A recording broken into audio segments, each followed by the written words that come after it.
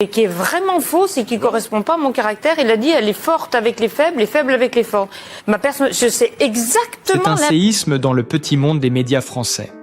Isabelle Morini-Bosc, figure incontournable de RTL depuis 3 décennies, a été évincée sans ménagement. Une décision brutale, tombée comme un couperet, qui a bouleversé les auditeurs fidèles et secoué toute la sphère journalistique. Ce 31 octobre 2025, la voix rieuse et reconnaissable entre 1000 de RTL s'éteindra définitivement sur les ondes.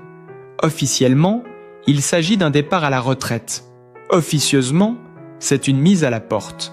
Et la principale intéressée, loin de s'y résigner, vit cette séparation comme une véritable déchirure. Car Isabelle Morini-Bosc, ce n'est pas seulement une chroniqueuse. C'est une mémoire vivante du paysage radiophonique français. Depuis 30 ans, elle incarne cette connivence joyeuse et sincère avec le public. Cette spontanéité rare qui faisait d'elle bien plus qu'une simple journaliste, une complice du quotidien. Pourtant, malgré sa passion intacte et son énergie toujours vibrante, RTL a tranché. L'heure de la retraite martèle la direction. Une fin naturelle selon la hiérarchie, mais une injustice criante selon la principale concernée. Dans une interview au Parisien, elle ne mâche pas ses mots. « Je ne pars pas de mon plein gré ». Derrière cette phrase sobre, on sent tout le poids de la désillusion. À 69 ans, celle qui fêtait encore récemment ses décennies de loyaux services est poussée dehors, comme si l'expérience et la fidélité ne pesaient plus rien face aux impératifs administratifs du groupe M6. Pour Isabelle Morini-Bosc, cette décision est un véritable choc. Elle l'avoue sans détour. Elle vit ce départ comme un déni de départ, comme d'autres font un déni de grossesse. Une formule aussi forte que bouleversante, révélatrice du traumatisme que représente cette éviction. Mais derrière la blessure, une revanche se prépare. Une revanche imparable. Car si RTL l'écarte, Isabelle Morini-Bosc n'a pas dit son dernier mot. Et c'est là que tout bascule. Car Isabelle Morini-Bosc refuse de disparaître en silence. Si RTL ferme la porte, elle choisit d'enfoncer la fenêtre médiatique avec panache. Dans les coulisses, les murmures se font insistants. La journaliste prépare déjà son retour, et pas n'importe comment. Les proches parlent d'une revanche douce mais imparable, d'une manière bien à elle de reprendre la main sur une histoire qu'on voulait clore, sans son accord. Il faut dire qu'Isabelle n'a jamais été du genre à s'effacer. Cette voix singulière, ce rire cristallin, cette manière d'interrompre avec spontanéité les plus grands noms du PAF, tout cela appartient à un patrimoine affectif que l'on ne balaie pas d'un trait administratif. Depuis son éviction, elle enchaîne les appels, les propositions, les soutiens inattendus. Certains producteurs voient déjà en elle une chroniqueuse libérée, prête à dire tout haut ce que beaucoup taisent. D'autres évoquent une présence renforcée dans « Touche pas à mon poste », émission où sa verve et son franc-parler font mouche à chaque apparition. Ce départ forcé pourrait bien se transformer en tremplin spectaculaire. Car Isabelle, loin de s'effondrer, transforme sa colère en énergie. « On m'a poussé vers la sortie, mais on ne m'a pas fait taire », confie-t-elle à ses proches. Dans les studios, on murmure que son dernier jour d'antenne promet d'être historique. Les techniciens parlent déjà d'une atmosphère électrique, d'un mélange de nostalgie et de défi. Une page se tourne, certes, mais elle refuse de la refermer sans éclat. Il faut l'imaginer, debout face au micro, la voix tremblante mais fière, saluant ses auditeurs comme on salue une famille avant une longue traversée. Ce n'est pas une fin, c'est une scène, une sortie de reine. Et pendant que RTL tente de maîtriser la communication autour de ce départ prévu de longue date, les réseaux sociaux s'enflamment. Les messages d'affection affluent, les hashtags se multiplient. Merci Isabelle, injustice RTL. Des auditeurs racontent leurs souvenirs, des confrères dénoncent l'ingratitude d'un système qui jette ses icônes dès qu'elles dépassent la limite d'âge. L'affaire devient virale, presque politique. On parle de discrimination, d'âge, de sexisme latent.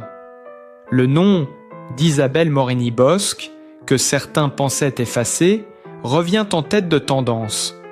Ironie du sort, c'est en la poussant dehors que RTL l'a rendue plus visible que jamais. Ce 31 octobre, la station s'apprête à vivre un moment suspendu, entre hommage et malaise. Car derrière les sourires forcés, chacun sait qu'il assiste à quelque chose de plus grand qu'un simple départ. La chute d'une institution et peut-être la naissance d'une légende vivante. Et pourtant, Isabelle Morini-Bosc ne s'est pas rendue sans combattre. Dans les jours précédant l'annonce officielle, la journaliste a tout tenté, multipliant les réunions, les appels, les lettres. RTL voulait la voir partir, mais elle s'accrochait à son micro comme à une bouée. Son bureau, resté allumé tard dans la nuit, témoignait de cette résistance silencieuse. Elle voulait convaincre la direction qu'elle pouvait encore briller, encore faire rire, encore informer, qu'elle n'était pas un souvenir du passé, mais une voix du présent. J'étais faite pour faire comme Philippe Bouvard. Être à l'antenne jusqu'à mes 90 ans, a-t-elle lancé, le regard déterminé. Pour elle, quitter la radio, c'est un peu comme éteindre une partie d'elle-même. Alors, quand l'administration lui a parlé de limite d'âge, elle a riposté par ce qu'elle appelle, en souriant, son coup de poker médical. Elle a demandé à son médecin un certificat prouvant que son corps avait 20 ans de moins que son âge officiel. Un geste à la fois touchant et désespéré, comme une ultime preuve d'amour à son métier. C'est mon médecin qui me l'a dit, répète-t-elle, avec cette fierté un peu malicieuse qui n'appartient qu'à elle.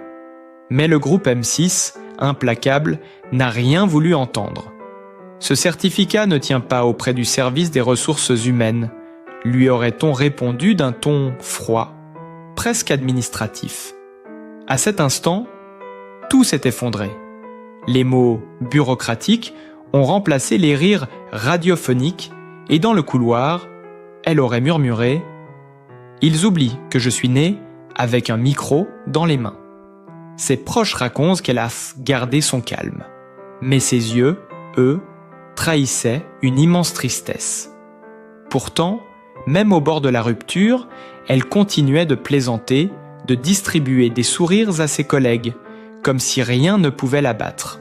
Dans son cœur, la radio reste une flamme indomptable, et quand on la connaît, on devine qu'elle n'a pas dit son dernier mot. Contre toute attente, la chute d'Isabelle Morini-Bosc n'aura pas duré longtemps. Alors que beaucoup l'imaginaient en retrait, blessée, loin des projecteurs, la journaliste prépare déjà son retour, et quel retour!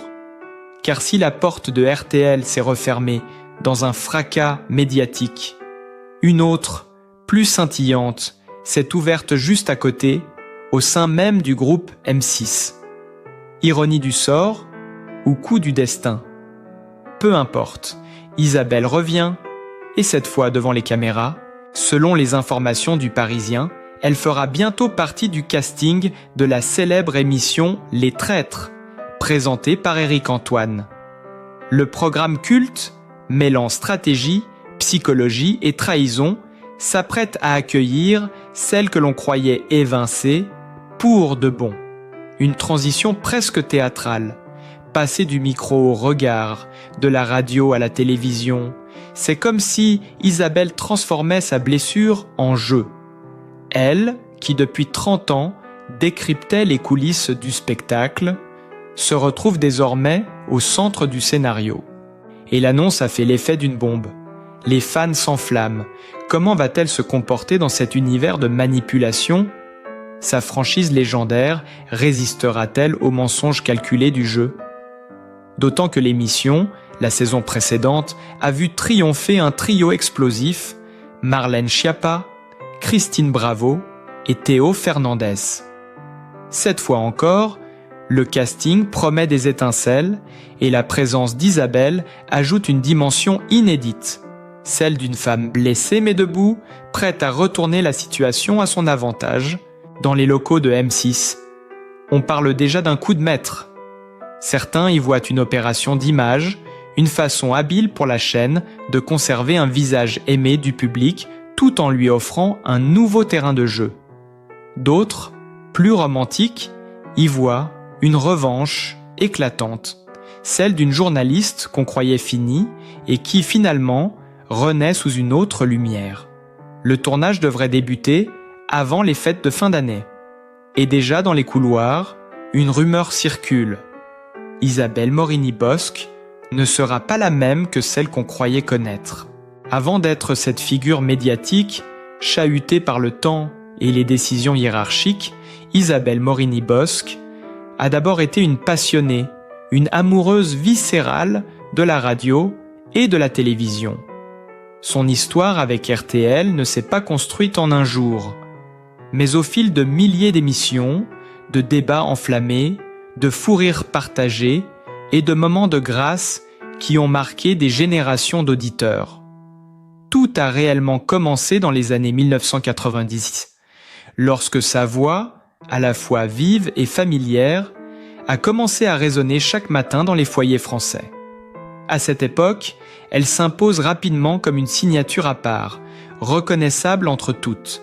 Un ton franc, un humour mordant, une culture encyclopédique du spectacle et cette chaleur humaine qui transperce le micro.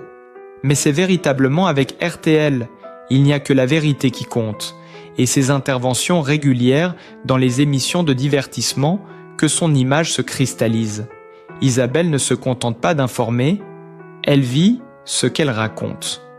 Sa manière de commenter les coulisses du show business, d'analyser les égos, les chocs et les alliances, crée un style nouveau, celui du journalisme incarné.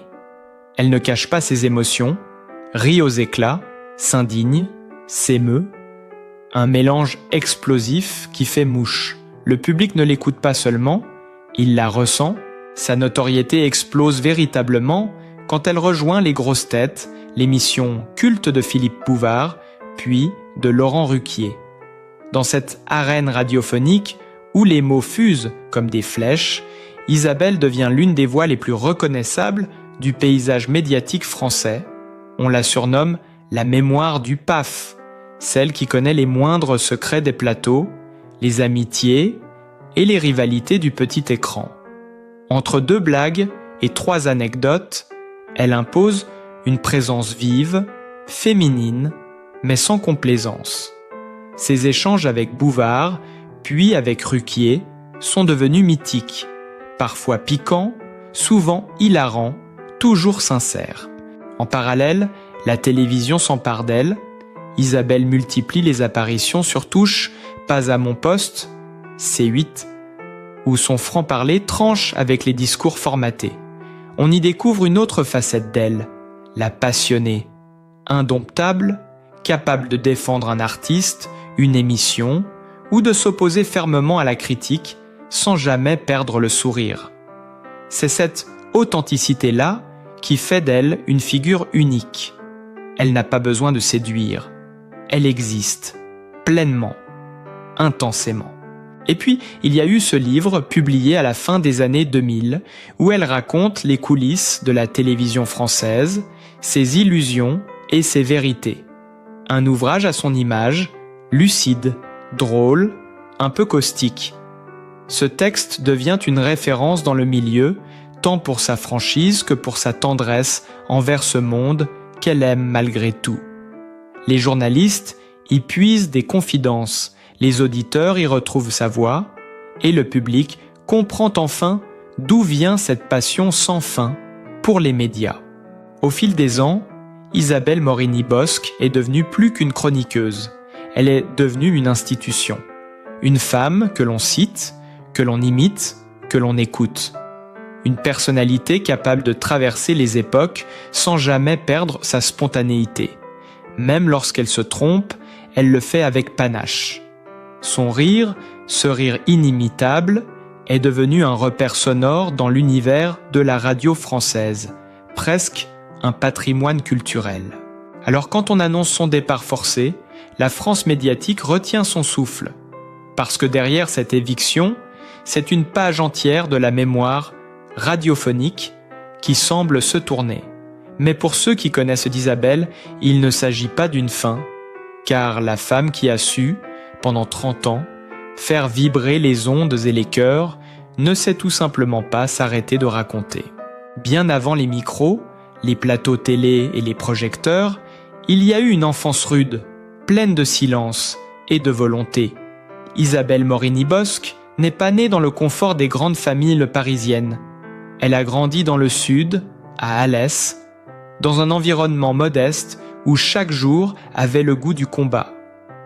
Son accent du Midi, qu'elle n'a jamais cherché à gommer, vient de là, d'une terre chaude, rude et vraie, où les mots sont aussi tranchants que le soleil.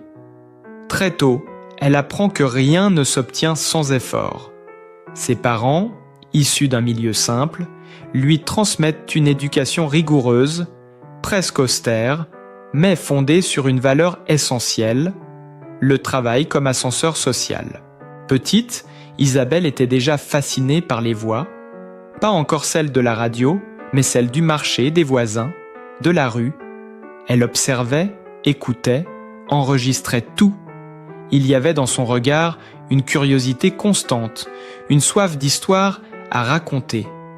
Mais derrière cette curiosité se cachait aussi une enfance marquée par la timidité et la différence. À l'école, son franc-parler et son tempérament passionné détonnent. On se moque parfois de son accent, de sa vivacité, de son rire trop sonore. Pourtant, elle ne plie pas.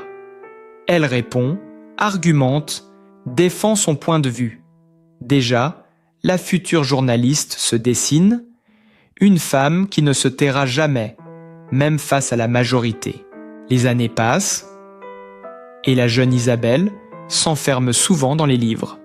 Elle lit tout ce qu'elle trouve, les journaux locaux, les classiques de la littérature, les biographies d'artistes. Son refuge, c'est la culture. Dans ces pages, elle découvre un autre monde, plus vaste, plus libre. À 12 ans, elle confie à sa mère « Un jour, je parlerai à la radio ». Une phrase que personne ne prend vraiment au sérieux. Pourtant, au fond d'elle, elle sait déjà que son destin se jouera là. Dans la voix, dans la parole, son adolescence est une période de contraste. D'un côté, la rigueur familiale, les études exigeantes, les restrictions économiques. De l'autre, un désir brûlant d'expression, une envie de sortir du cadre. Elle travaille dur, multiplie les petits boulots, écrit pour des journaux scolaires, s'essaye à la critique culturelle avant même d'avoir 18 ans. Cette énergie, presque fébrile, intrigue ses professeurs. Elle a le feu dans les yeux, dira un d'entre eux. Puis vient le moment du départ. Quitter Alès, quitter sa région, c'est pour elle une déchirure et une libération. Elle monte à Paris avec une valise, quelques économies et une idée fixe. Devenir journaliste coûte que coûte. Les débuts sont difficiles, presque cruels. Les rédactions sont fermées, les portes lourdes à pousser, les refus nombreux. Mais Isabelle persiste, inlassablement. Elle apprend à observer, à se taire quand il faut écouter, à parler quand il faut oser. Chaque obstacle devient une leçon, chaque échec une marche vers la suite. C'est dans ces années de galère que se forge son tempérament indestructible, cette capacité à sourire même dans la tempête, cette ironie qui deviendra plus tard sa marque. Ceux qui l'ont connue à cette époque racontent une jeune femme pleine de doutes, mais animée d'une conviction absolue. La parole a un pouvoir et elle en fera son arme. Rien dans son enfance ne la prédestinait à devenir l'une des voix les plus célèbres du paysage médiatique français. Et pourtant, c'est précisément ce passé fait de lutte, de manque et de résilience qui a façonné la femme forte, libre et passionnée qu'Isabelle Morini-Bosc deviendra plus tard. Derrière la femme de médias flamboyante, il y a une Isabelle Morini-Bosc profondément humaine, pudique et farouchement fidèle à ses racines. Si le public connaît son rire, son franc-parler et son énergie, peu savent ce qu'elle protège avec une pudeur rare, sa vie personnelle. Loin des plateaux et des micros, Isabelle mène une existence calme, structurée autour de valeurs simples et d'un cercle intime qu'elle garde jalousement à l'abri du tumulte médiatique. Elle partage sa vie depuis de nombreuses années avec son mari, un homme discret, étranger au monde de la télévision, qu'elle évoque toujours avec tendresse. « Il m'apaise », confiait-elle un jour dans une interview. Lui, c'est l'ancrage, la stabilité. Elle, c'est la tornade.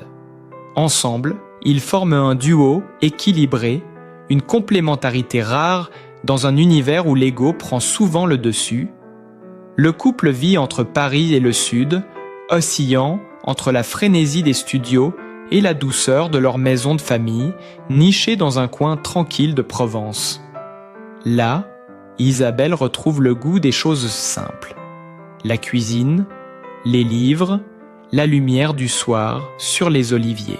Cette maison, elle y tient comme à un trésor. C'est là qu'elle se ressource, qu'elle écrit, qu'elle prépare parfois ses chroniques. Les murs y respirent la mémoire et les rires. Les photos racontent des décennies de complicité et de travail. C'est aussi là qu'elle accueille ses proches, notamment son fils unique, le grand amour de sa vie. Peu de gens connaissent d'Ami son prénom, car Isabelle l'a toujours tenu éloigné des projecteurs. Elle veut qu'il vive sans le poids de son nom, qu'il trouve son propre chemin. Je n'ai pas voulu qu'il soit le fils de « je voulais qu'il soit lui-même », dira-t-elle un jour avec émotion. Mère attentive, mais jamais étouffante, elle a transmis à son enfant le même goût du travail bien fait, la curiosité et la liberté de penser. Leur lien est fort, tissé de respect et d'admiration mutuelle. Quand elle parle de lui, son ton change. La journaliste disparaît, ne reste que la mère. « C'est mon équilibre, ma plus belle réussite », dit-elle souvent. Ce fils, c'est son ancrage dans le réel, celui qui lui rappelle, quand la tempête médiatique devient trop bruyante, ce qui compte vraiment. Dans la vie quotidienne, Isabelle cultive une routine étonnamment simple. Pas d'extravagance, pas de luxe ostentatoire. Elle aime la lecture du matin, les promenades à pas lents dans les marchés provençaux, le café noir pris seul en terrasse. Ceux qui la croisent dans son quartier parisien sont souvent surpris par sa simplicité. La même femme qui fait rire des millions d'auditeurs se fond dans la foule, cheveux au vent, un livre sous le bras. Sa maison, à Paris comme dans le Sud, respire la vie. Des piles de journaux s'amoncellent sur la table, des carnets de notes remplis d'idées traînent un peu partout. C'est un désordre organisé, à son image, vivant, passionné, sincère. Et toujours, la radio qui joue, en fond, comme une respiration naturelle. Même loin des studios, elle ne peut s'empêcher d'écouter, d'analyser, de vibrer au son des voix qu'elle aime. Ceux qui la connaissent bien disent gaiement qu'Isabelle est une femme de paradoxe, solaire en public, introspective en privé, bavarde à l'antenne, silencieuse chez elle. Mais dans ce silence, elle trouve la force de continuer, car si la vie médiatique lui a apporté la reconnaissance, c'est dans sa sphère intime qu'elle a trouvé la paix. Là, entre les rires de son mari, les appels de son fils et le bruissement des cigales, Isabelle Morini-Bosc redevient simplement elle-même, sans maquillage, sans micro, mais avec le même feu dans le regard. Née le 1er octobre 1956 à Alès, dans le Gard, Isabelle Morini-Bosc incarne l'exemple même de la réussite née du travail et de la passion. Issue d'un milieu modeste, elle suit des études brillantes à Sciences Po Toulouse avant de se tourner vers le journalisme, son véritable appel. Elle débute sa carrière dans la presse écrite, notamment à Midi Libre et Le Matin de Paris, où son style direct et sa curiosité sans limite attirent vite l'attention. Très tôt, elle s'impose comme une observatrice fine du monde des médias et du spectacle. Son arrivée à RTL marque un tournant. Pendant plus de 30 ans, elle y devient une voix familière, mêlant humour et exigence, tout en collaborant à Les Grosses Têtes et à de nombreux magazines culturels. Parallèlement, elle conquiert le petit écran à travers Touche, Pas à mon poste, où sa sincérité et son tempérament en font une figure incontournable du PAF. Derrière le rire, il y a la rigueur d'une femme qui a bâti son parcours seule, sans jamais trahir sa passion pour les mots, les artistes et la vérité des ondes. Et quand on regarde le parcours d'Isabelle Morini-Bosc, comment ne pas être touché? Cette femme, qui a tout donné à son métier, incarne la passion, la fidélité et la résilience. Pendant plus de 30 ans, elle a accompagné nos matinées, nos rires, nos réflexions. Elle a su créer ce lien rare entre une journaliste et son public, fait de proximité, d'émotion et de vérité. Aujourd'hui, alors qu'elle traverse une période difficile, elle mérite plus que jamais notre soutien. Si vous aussi, vous avez grandi avec sa voix, si son rire a un jour illuminé votre journée, montrez-lui que vous êtes là. Laissez un commentaire pour lui dire merci, partagez cette vidéo pour que son histoire continue de vivre.